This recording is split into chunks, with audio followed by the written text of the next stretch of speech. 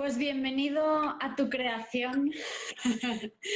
Para el que no lo sepa, los Instagram Live fueron un invento de Will del 2020 y, y bueno, una maravillosa idea. Al final era él el único que no estaba siendo entrevistado y que no estaba compartiendo con nosotros su pasión.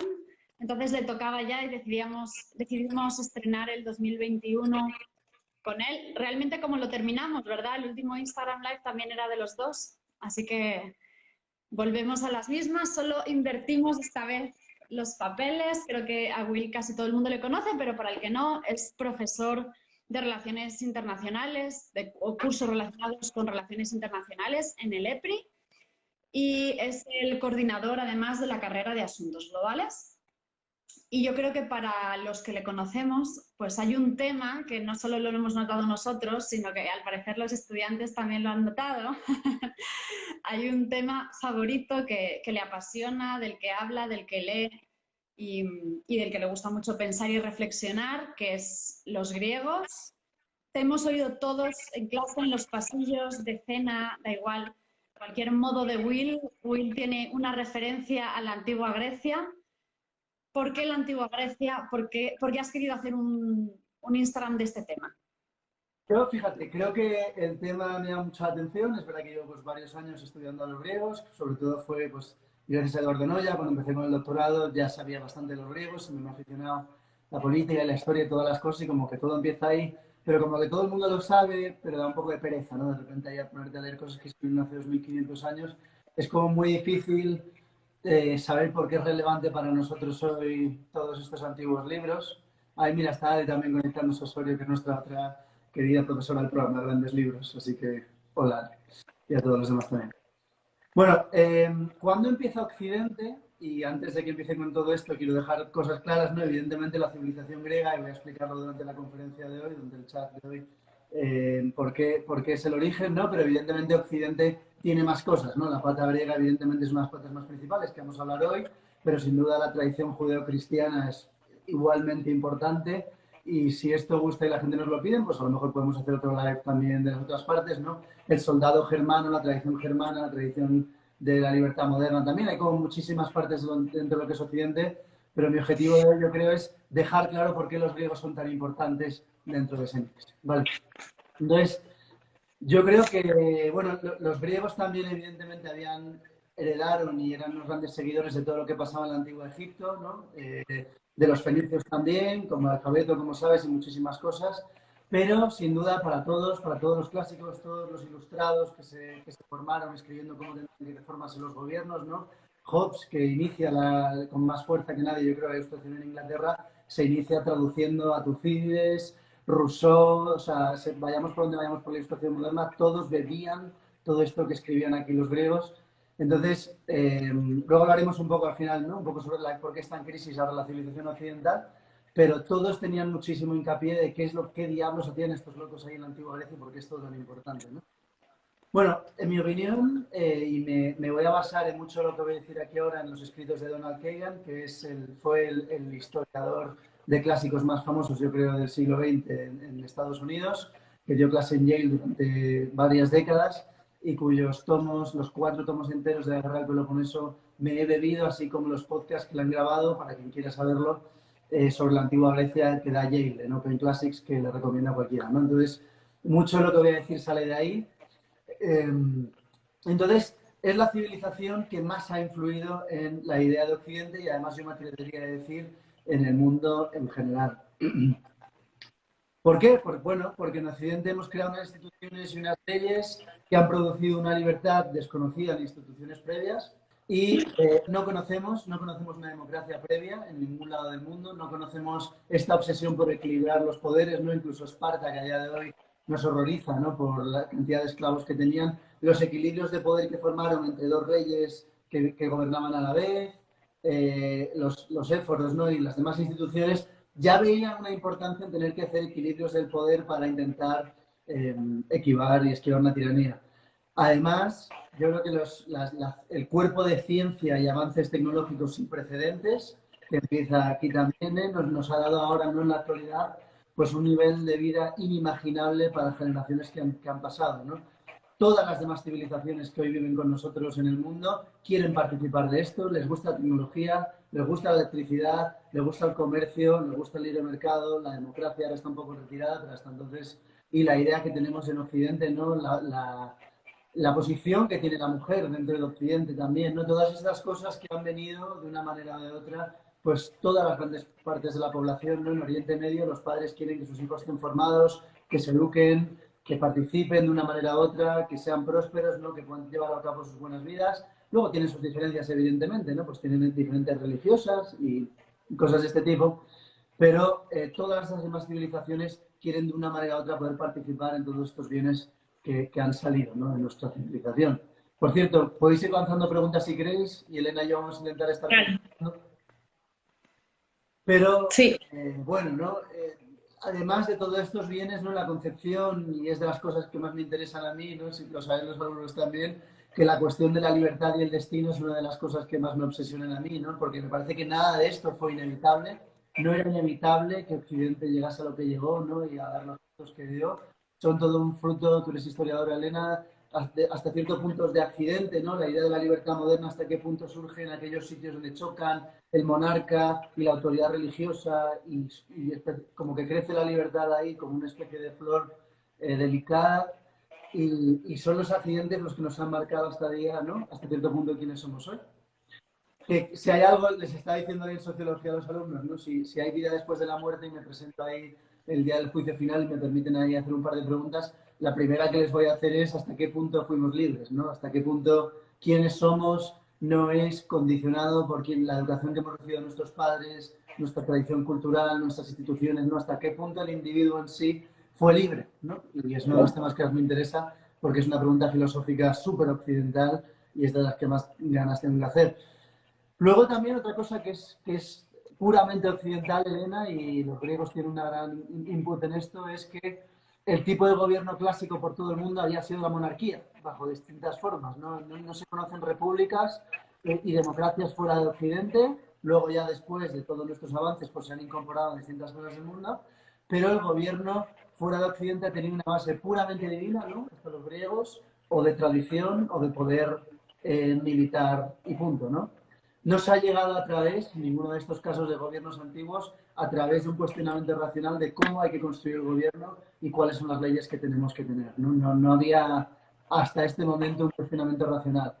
Y por último, evidentemente, yo te diría, para cerrar esta pregunta que me haces, que la libertad individual no ha tenido la relevancia que ha tenido en otras culturas como sí ha tenido en Occidente, ¿no? Si quieres, al final te explico, si te interesa, ¿no?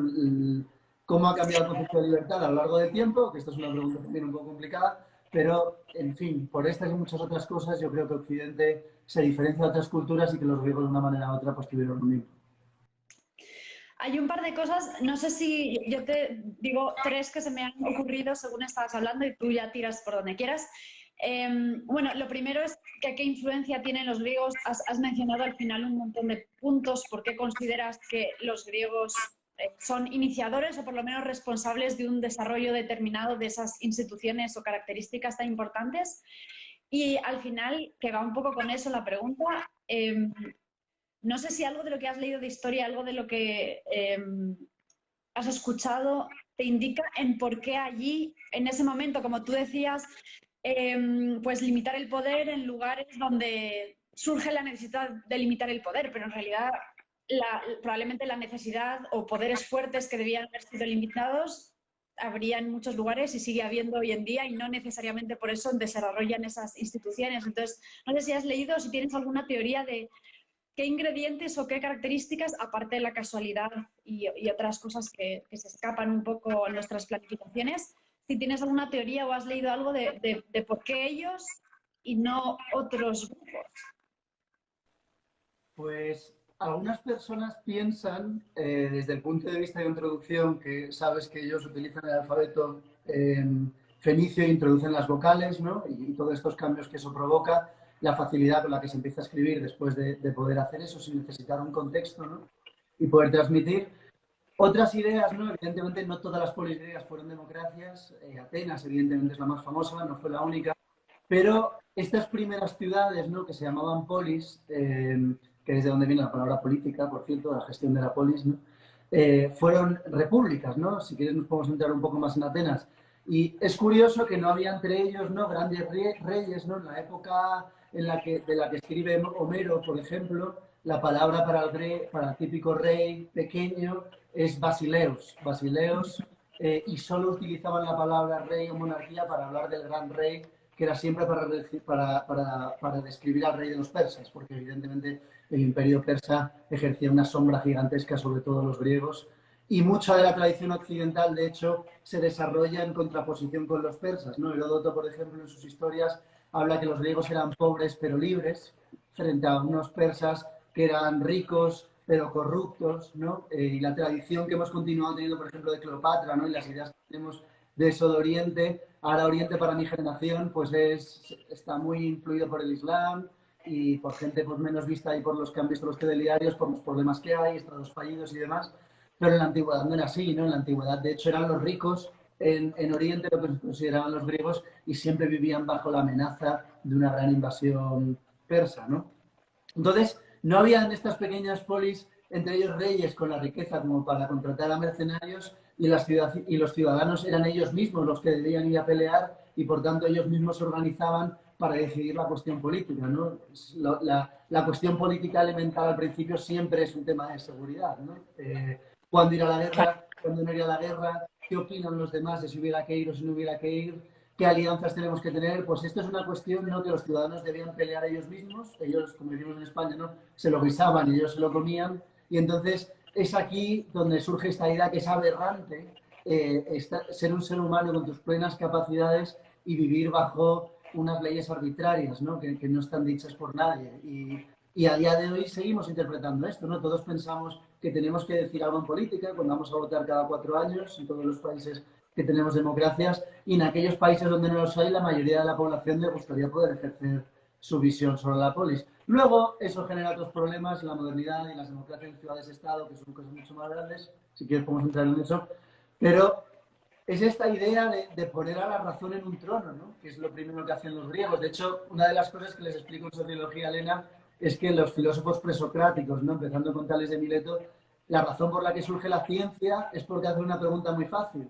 De repente estos filósofos presocráticos no preguntan quién, ¿no?, qué divinidad hace que sube y baje el Nilo, por ejemplo, sino qué factores, cuál es el origen del universo. Y empiezan con un montón de teorías locas de es la combustión y el calor y el frío y los elementos lo que provoca que se formase la Tierra. Es esta idea que se conocen como filósofos presocráticos, pero para nosotros realmente son científicos, ¿no?, porque ahora hemos separado un poco la filosofía de las otras ciencias, pero para estos originarios es esta idea de poner a la razón en un trono y que para relacionarnos y hacer nuestras leyes la razón deba de ser lo más importante. Y esta primera filosofía natural, ¿no?, basada en la observación y en la razón, es el origen de nuestra ciencia moderna.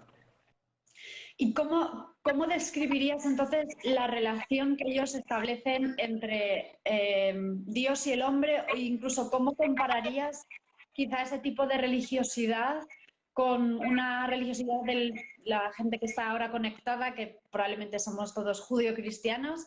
¿En qué crees que se diferencia y se parece esa relación del hombre con Dios?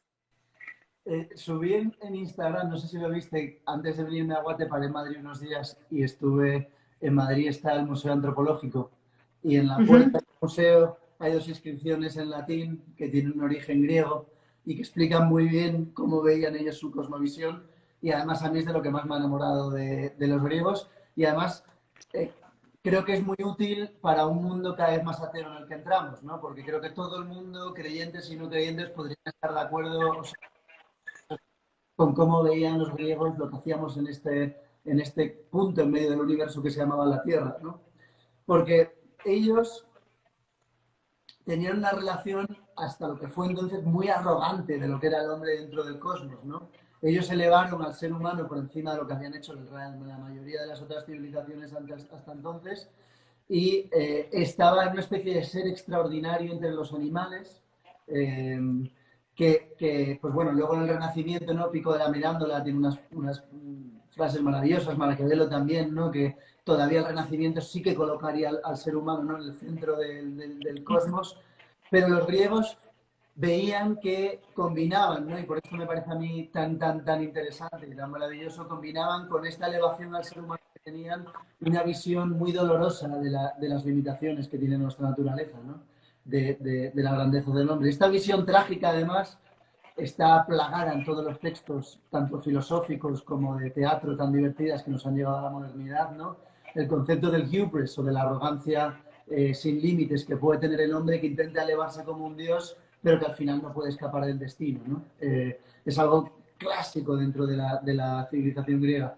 Y para ellos, el centro del universo era el oráculo de Delfos, ¿no? El oráculo de Apolo, el templo de Apolo en Delfos, y esas inscripciones son las que te digo que aparecen en el Museo Antropológico de Madrid, que ponen conócete a ti mismo, ¿no? Como gran inscripción, y al lado de ella nada en exceso, ¿no? En palabras de hoy podríamos decir, conoce tus limitaciones como mortal y ejerce la moderación, no seas imbécil, ¿no?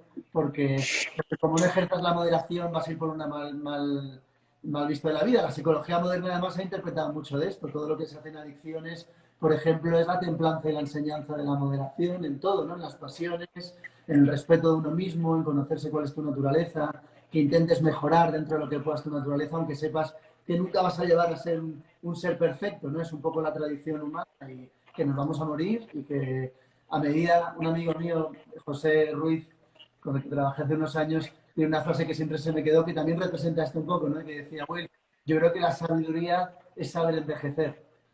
Y lo que intenta decir con esto es aceptar felizmente que cada vez vas a tener más limitaciones, ¿no? Vas a escuchar peor, vas a tener más dolores, más problemas de salud y poco a poco te vas a acabar muriendo. Entonces, este saber envejecer, este aceptar estas limitaciones del ser humano está en toda la cosmovisión griega muchísima. Quería leerte también unas palabras de Aristóteles que son maravillosas, que decía que Vale.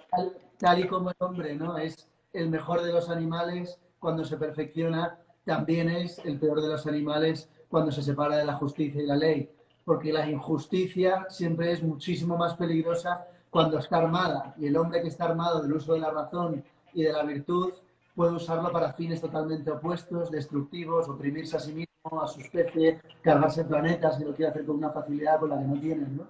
El resto de los seres, y por ello cuando el hombre vive sin virtud es el animal más salvaje y con menos escrúpulos, ¿no? Decía Aristóteles, y creo que esto puede resonar mucho con las personas de hoy. No estoy viendo preguntas de los demás, pero tampoco estoy pudiendo... Sí, no, si quieres, hacemos otra vez el anuncio. Yo tampoco he visto. Si alguien quiere hacer preguntas, encantados las vamos metiendo. No hace falta ni siquiera esperar al final. Puede que tengan que ver con temas de los que estás hablando. Así que voy a aprovechar de hacerte una pregunta. Estabas hablando un poco al final del espacio que da la civilización griega al hombre. No sé si necesariamente eso implica quitárselo a la divinidad o quizás simplemente han encontrado una forma de equilibrarlo de una forma diferente, pero de alguna manera creo que sí resulta una novedad y que una novedad que además creo que después se va a perder temporalmente. Ahora, el hombre como colectivo, o sea, la humanidad o el hombre como individuo, antes mencionabas un poco ese concepto de libertad, que crees que es uno de esos pilares que desarrollaron los griegos y que ha tenido mucha influencia en construir lo que llamamos cultura occidental. ¿En qué sentido crees que esa libertad se parece a nuestro concepto de libertad individual o era radicalmente diferente? En cuanto a la primera pregunta, sí que era individual, ¿no? O sea, vemos pues en un montón de textos clásicos como Edipo, ¿no? De que tienes un destino que está decidido por ti y muchas veces cuanto más intentas escapar de tu destino, antes te atrapa. Era el némesis, se llamaba, ¿no? En mitología, que venía para castigar a aquellos hombres, digo hombres porque así hablaban los clásicos, pero hombres y mujeres, ¿no? Aquellos que se pensaban que estaban por encima de las posibilidades y que podían elevarse a nivel de un dios. De hecho, el Némesis castiga a las divinidades también, ni siquiera Zeus, ¿no? Por ejemplo, en la obra de Esquilo, Prometeo encadenado, que es una delicia de obra, se ve que incluso Zeus, que es el rey de los dioses, puede escapar a lo que está escrito, ¿no? Esta sensación del destino como algo cerrado, que ya lo interpretamos así, pero que tiene mucho más de debate interesante, ¿no? En el siglo de oro español, por ejemplo, estos temas también siguen surgiendo mucho y en los filósofos de la Ilustración también se ve mucho. por ejemplo, en La vida sueño de Calderón de la Barca, por ejemplo, este es uno de los temas que más se trata. Pero cuando has hablado de la libertad, el autor que se ha hecho famosísimo y es un clásico dentro cuando antiguamente se estudiaba la civilización occidental, ¿no? Que cada vez está más en ataque, está más atacada por todos lados, era Benjamin Constant, en el siglo XIX en Francia, ¿no? Que vive a la revolución, hasta cierto punto la defiende, pero también es crítico con ella y él escribe un texto muy famoso que se llama La libertad de los modernos, en la que hace una comparación diciéndole, señores, la libertad de los modernos es muy diferente de la libertad de los antiguos. ¿Por qué? Porque los antiguos entendían la libertad como una al colectivo, ¿no? La libertad de los atenienses que era no ser oprimido por los espartanos o por una conquista de los persas y perder esa libertad política en la determinación de tus propias leyes como ciudad y de tu política exterior, ¿no? Lo clásico era cuando te conquistaban, te quitaban las murallas, te quitaban la voz y voto en la política exterior, como se sigue haciendo a día de hoy, por cierto, pero luego te dan luego más o menos te dejaban hacer como quieras, ¿no? A veces te instalaron una oligarquía, si te conquistaban los espartanos, si te conquistaban los atenienses, pues más probable era una democracia, ¿no? Pero era muy distinta. En la actualidad entendemos una libertad desde un punto de vista del núcleo, del individuo, de pensar distinto, de poder opinar, de poder hacer cada uno lo que queremos hacer con nuestra vida, de poder trascender el origen del que venimos, ¿no? Poder soñar, yo quiero ser actor, o quiero ser economista, o quiero ser empresario, ¿no? Escapar un poco a esta donde venimos. Los griegos no lo veían tan así. Si no tenías el suficiente dinero, por ejemplo, para tener tu armadura y tu espada y tu lanza, pues no podías ser un hoplita y no podías tener esos derechos, ¿no? Había esclavitud, por supuesto, en la antigua Grecia, tanto en Atenas, que era una democracia, como en Esparta y otras polis, ¿no? Entonces, la libertad individual, desde luego que se ha evolucionado mucho desde entonces, pero no sin paradojas, Elena, porque en la actualidad, tanto la izquierda y la derecha se sigue peleando con cuál es ese rol, ¿no? Cuando hay una tensión entre la libertad del individuo y el bienestar del colectivo, ¿no? Te pongo un ejemplo. En caso de guerra, ¿no? Estamos avanzando hacia sociedades cada vez más atomizadas. El ir a morir por tu pueblo cada vez tiene más crítica y se ve menos claro, ¿no? No, la guerra es una cosa de los políticos y demás. Tocqueville, por ejemplo, y Montesquieu, muchos de estos autores se preocupan mucho de la rotura de nexos, la sociología moderna también, entre el individuo y su comunidad, ¿no? ¿Tiene sentido hablar de una política cuando ya no hay una comunidad y demás? Pues es muy distinto. Ahí tienes a Pablo haciéndote una pregunta que te va a encantar. Hola Pablo, gracias por siempre seguirnos.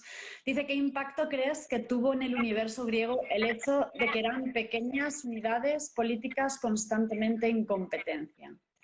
Por ejemplo, dice luego, comparado con imperios unitarios como el persa.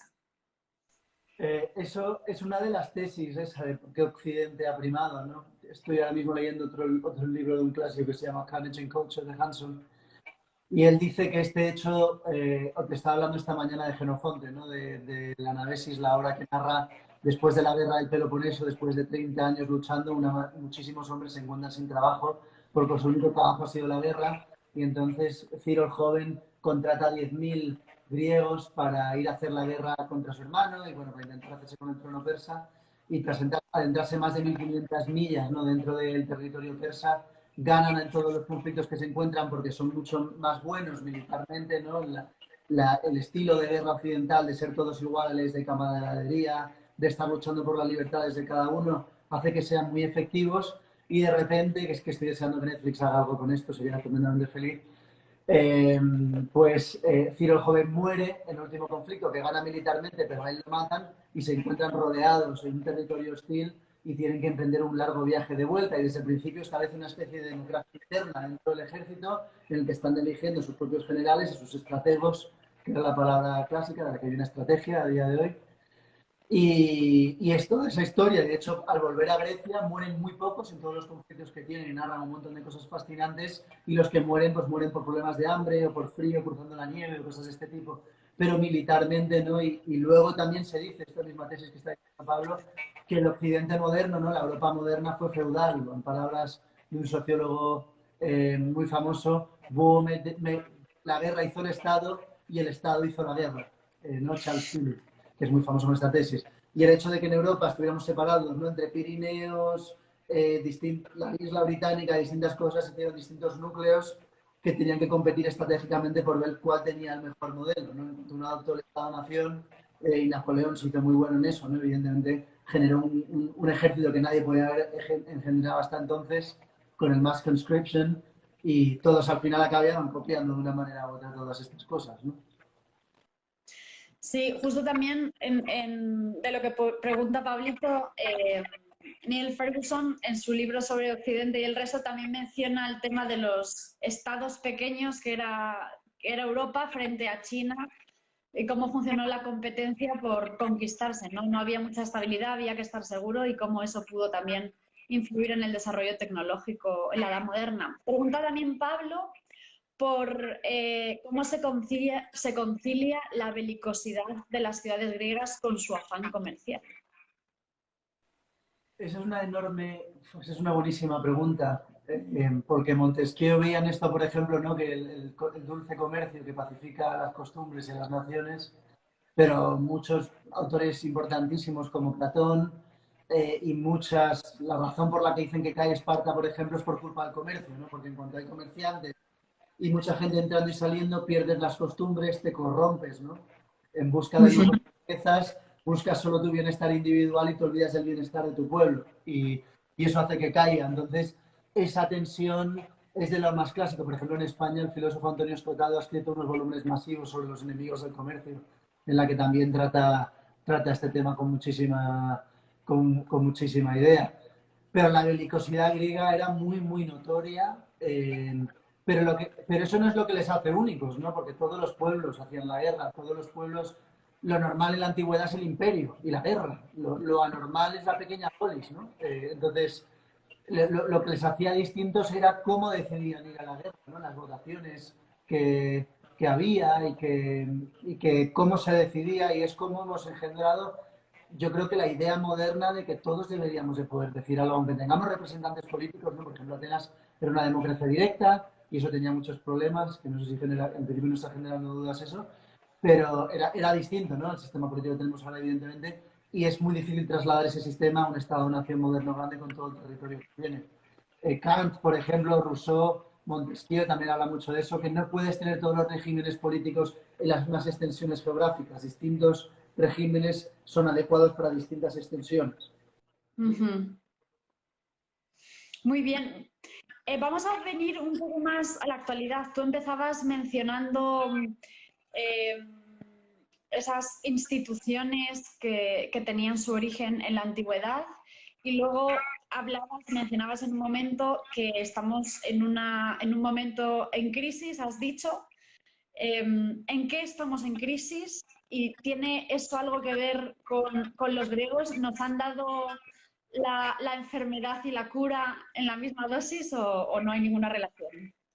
Yo creo que sí, que hemos heredado tanto que hasta incluso esto lo hemos heredado también de ellos, ¿no? Yo creo que, por ejemplo, programas de grandes libros de la civilización occidental cada vez están más en desuso, ¿no? Vemos en Estados Unidos y en Inglaterra estas ideas realmente ignorantes que hay que dejar de leer a Platón o a Aristóteles o a todas estas cosas porque eran porque estaban a favor de la esclavitud, todo este tema de Black Lives Matter, ¿no? De intentar derribar estatuas y como intentando que si simplemente borras de dónde vienes vas a ser mejor persona. Y yo creo que es todo lo contrario, ¿no? Que es esencial rescatar nuestras herencias, entender de dónde venimos para saber a dónde queremos ir, básicamente, no repetir los errores que hemos podido cometer en el pasado, actualizar a los autores, ver en qué realidades políticas se concentraron, ¿no? Hay un dicho, me encuentro siempre un Instagram, un quote en Instagram que está atribuido a Sócrates, pero no sé en dónde lo dice, que dice, utiliza los libros, ¿no? Para aprender con facilidad lo que yo he tardado una vida en poder llegar a las conclusiones, ¿no?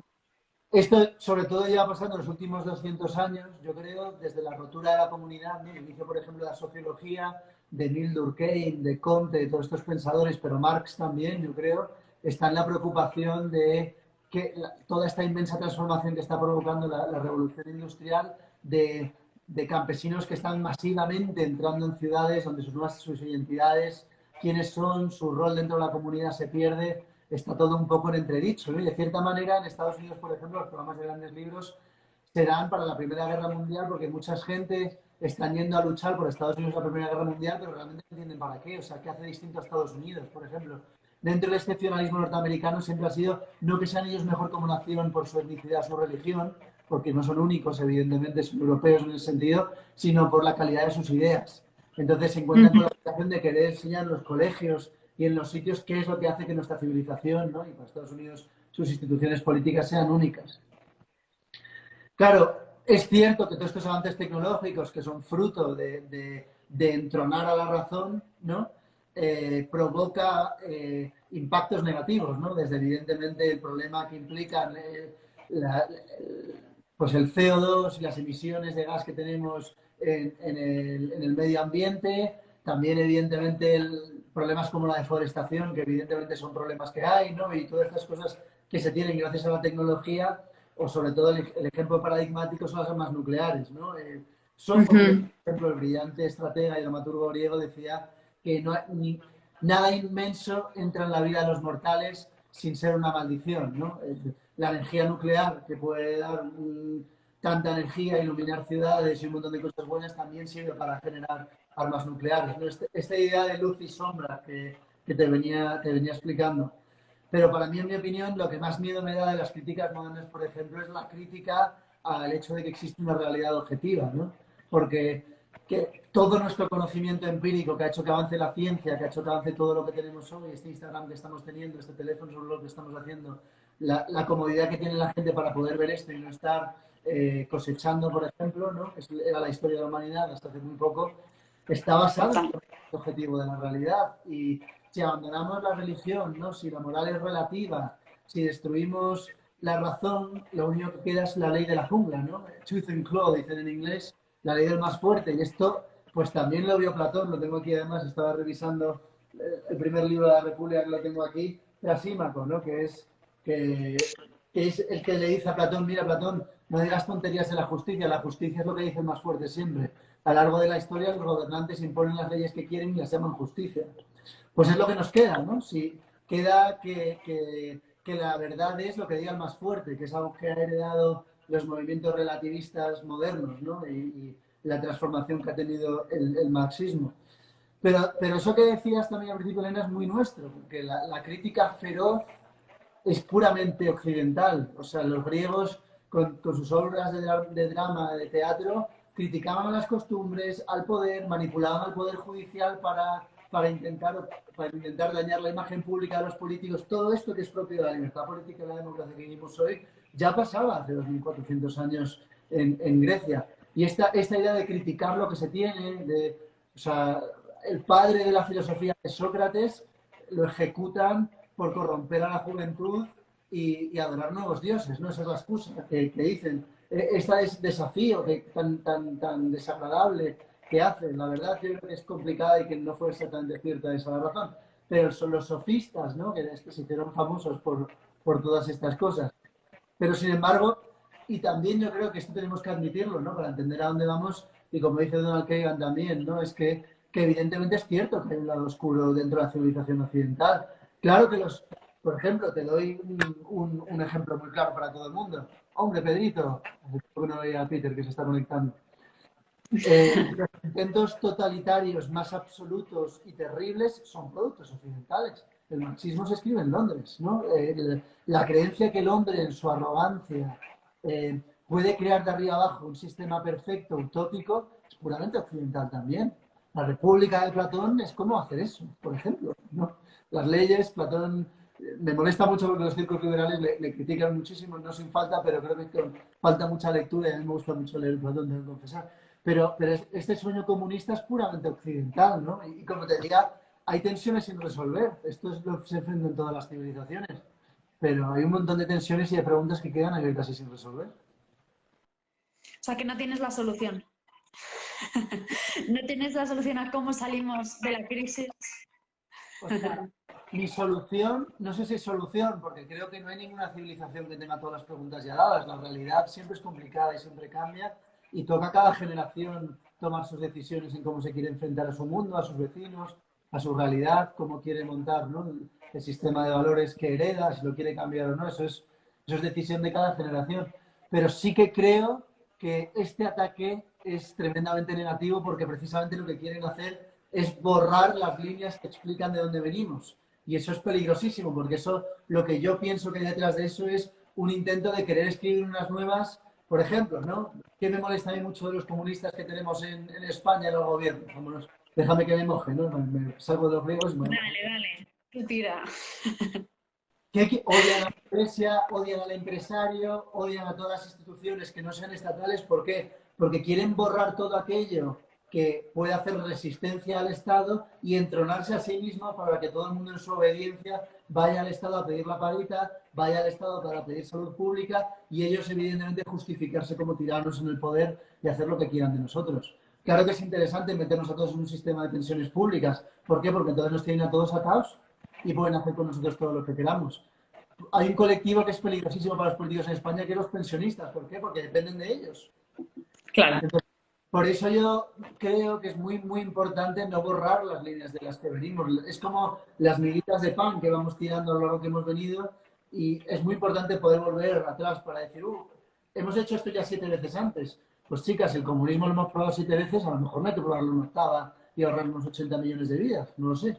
Pero por eso me parece muy peligroso y bajo la crítica del patriarcado y todas estas cosas que se dicen, lo que veo es un intento de crear un sistema utilitario, o sea, utópico de arriba abajo y justificarse a ellos mismos en el poder, ¿no?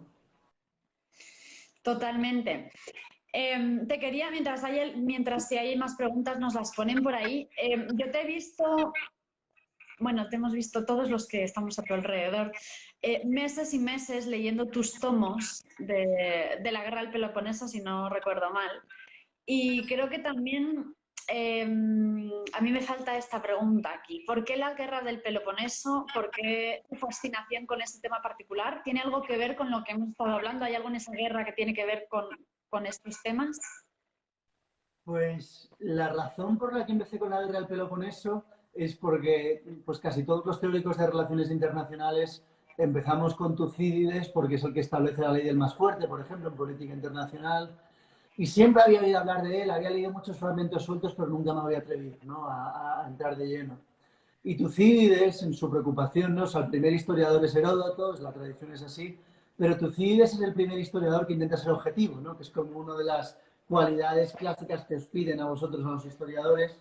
Y Tucídides no da explicaciones religiosas de por qué pasa una cosa a otra, lo cual, para estar escribiendo hace 2500 años, es súper moderno. O sea, hasta hay autores todavía actuales que utilizan esto para explicar la realidad y Tucídides no hace eso. Y Tucídides en la introducción tiene una reflexión que creo que justifica muy bien su obra, ¿no? Dice, ¿para qué estoy escribiendo esto?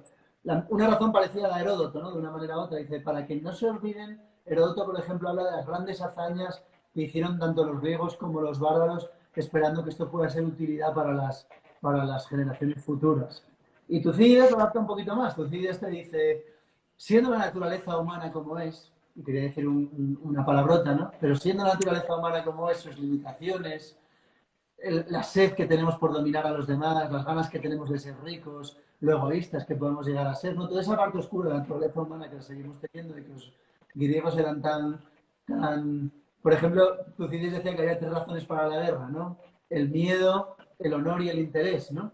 Y muchas veces sobre el honor es el deseo de prestigio ha sido uno de los grandes detonantes de muchas guerras.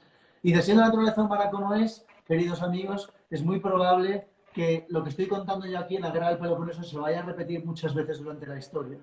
Es decir, ver a políticos democráticos convenciendo a sus polis de por qué ir a la guerra le sirvió a Franklin Roosevelt para conseguir convencer a los americanos para ir a la Segunda Guerra Mundial. La tensión que hay en Esparta de por qué ir a la guerra y volver rápidamente a casa se ve también en la política exterior actualmente. La riqueza de los debates políticos que hay en todas estas pequeñas polis, cómo salían entre ellas, es de una riqueza que no se ha escrito, que yo sepa, nada igual de rico y detallado de ningún conflicto. Y además, Elena, y quizá este puede ser la razón principal, porque es con esta guerra con la que se va al traste puede que la mejor civilización que hemos tenido. Es en esta guerra civil de griego contra griego, ¿no?, en la que se van al traste.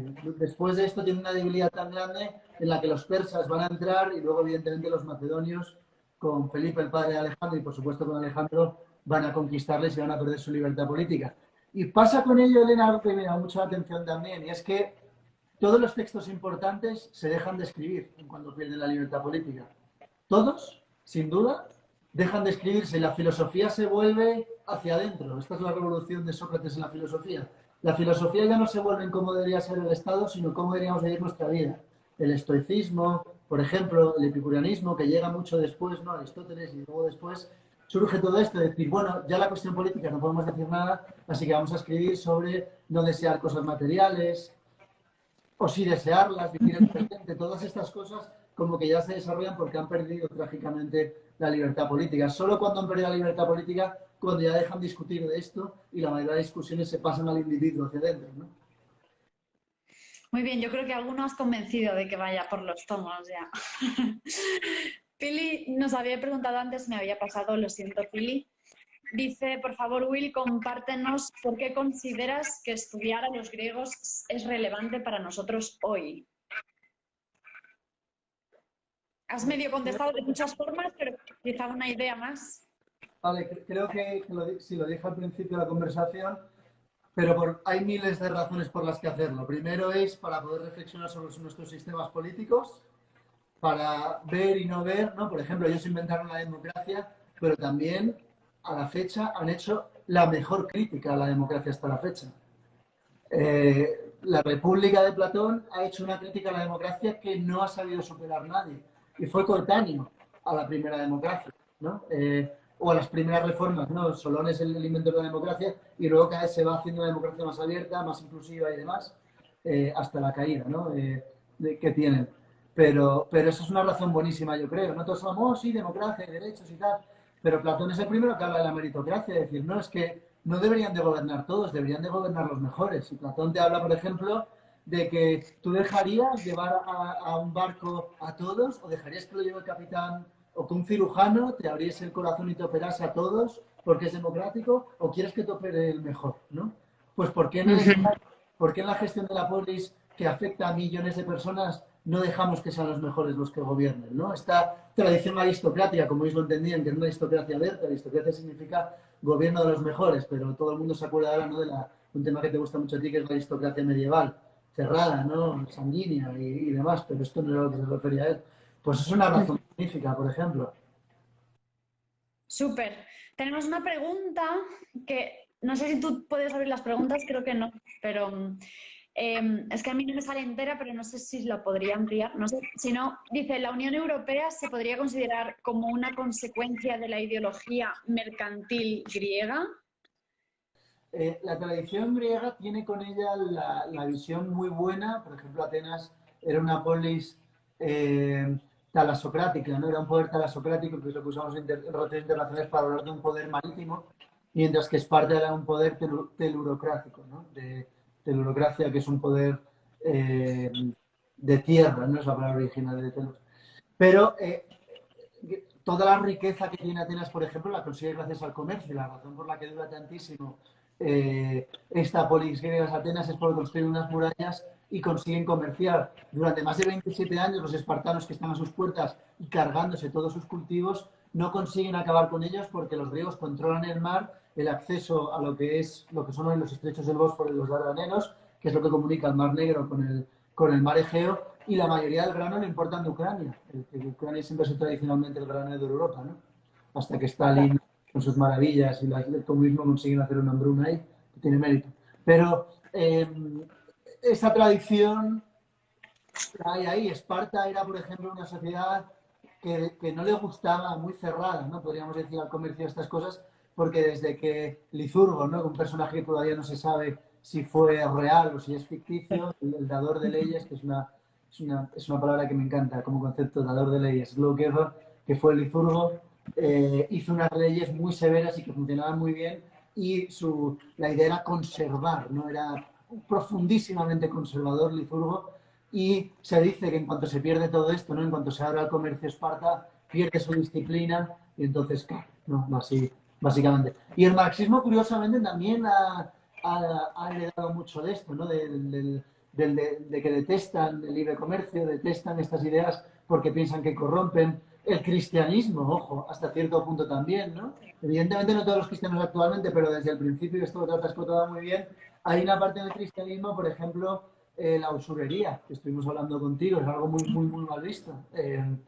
Y entonces, esta visión de estas dos realidades, y muchos autores modernos todavía la tienen, Tocqueville, por ejemplo, es lo que más le preocupa. Dice, mira, la democracia moderna no puede funcionar si cada uno estamos a ganar más en la empresa, porque nos va a dar igual la política y entonces se va a formar una oligarquía política que va a hacer lo que le da la gana con nosotros. Que creo que es una descripción bastante buena de lo que sufrimos en muchos países, ¿no? Si estamos todos obsesionados solo con nuestro propio beneficio, pues esto tiene un problema, ¿no? Si no nos preocupamos por las cuestiones públicas. Totalmente. Bueno, ya vamos a ir llegando a la hora, entonces yo quiero aprovechar, Will, y a lo mejor tú quieres decir algo más, ya que le conoces, para anunciar a los que nos están viendo que la semana que viene tenemos otro Instagram Live con Eduardo Noya, que es el padre intelectual de Will. Entonces, os invitamos a todos, efectivamente. El título del Instagram Live es Libres e Iguales o Iguales y Esclavos. Y a todos los que nos vean pueden entrar en la página de eventos del EPRI. Si googleáis eventos EPRI UFM, os aparece ahí la primera opción probablemente. Y podéis ver todos los eventos, las conferencias, Instagram Live, pero también tenemos cursos. Este profesor, Eduardo Noya, precisamente va a dar un curso sobre la posmodernidad. Y están abiertos a todo el mundo si queréis inscribiros. Entonces quería también dejar el mensaje para la próxima semana recuperas tu lugar de entrevistador. Y bueno, quería agradecerte por compartir con nosotros. Se nota tu pasión cuando hablas de ello, así que probablemente vamos a tener que seguir sufriendo y escuchándote porque te hace ilusión.